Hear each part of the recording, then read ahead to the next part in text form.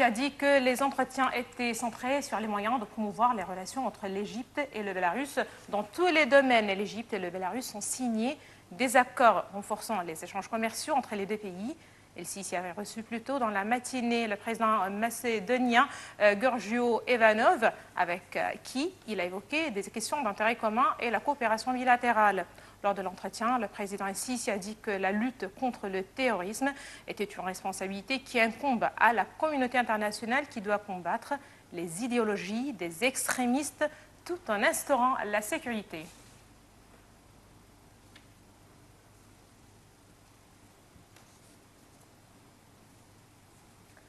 Le président Abdel Fattah el-Sisi a jugé hier nécessaire d'intensifier les efforts pour assurer plus de croissance économique et d'accroître les exportations égyptiennes, notamment suite à la libéralisation du prix de change.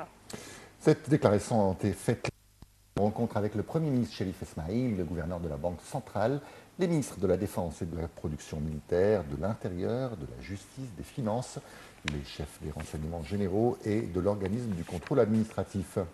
Le porte-parole de la présidence, l'ambassadeur Ala Youssef, a déclaré que le chef de l'État a interprété lors de cette rencontre la situation au Sinaï et les opérations effectuées par la police et les forces armées pour purifier la péninsule.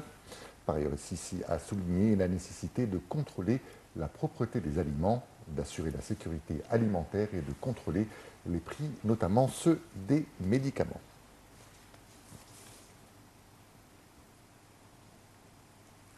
Le ministre des Finances, Amr El-Garhi, a tenu aujourd'hui une conférence de presse au cours de laquelle il a affirmé qu'il est prévu que le déficit total soit de 10,01% vers la fin de l'année. M. El-Garhi a déclaré que le ministère œuvre à diversifier les sources de finances tout en assurant que l'Égypte est sur la voie du redressement économique et que les institutions financières louent les réformes économiques du pays.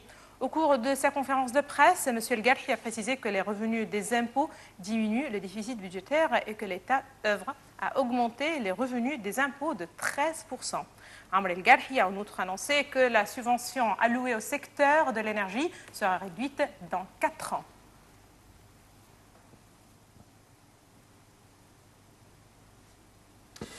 De son côté, le ministre du Commerce et de l'Industrie, Tariq Qabil, a annoncé que le gouvernement accorde une importance particulière au secteur de la filature, des textiles, de l'industrie automobile et des industries chimiques. Ces déclarations ont été faites lors d'une conférence de presse sur l'économie égyptienne. Il a ajouté que la Chambre des députés discute actuellement de la nouvelle stratégie concernant l'industrie automobile proposée par le ministère du Commerce et de l'Industrie dans le but de renforcer la compétitivité de l'industrie égyptienne au Moyen-Orient et en Afrique.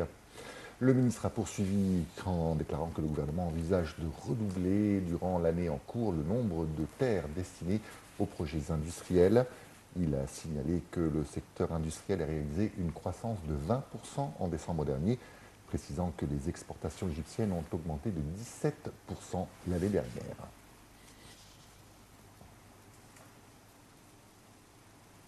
Un forum international pour la lutte contre le terrorisme a été tenu au Caire aujourd'hui. 35 États, dont les 5 pays membres permanents du Conseil de sécurité des Nations Unies, des représentants de l'Union européenne ainsi que des organisations internationales, ont participé à ce forum.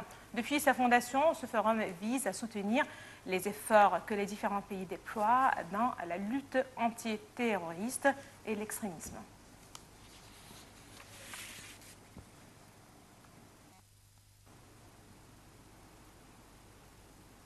Le ministre des Affaires étrangères Samar Chokri préside la délégation égyptienne qui participe à la conférence de Paris sur la paix au Proche-Orient. Lors de cette conférence, le chef de la diplomatie doit expliquer la vision de l'Égypte sur la cause palestinienne, pilier de la sécurité et la stabilité dans toute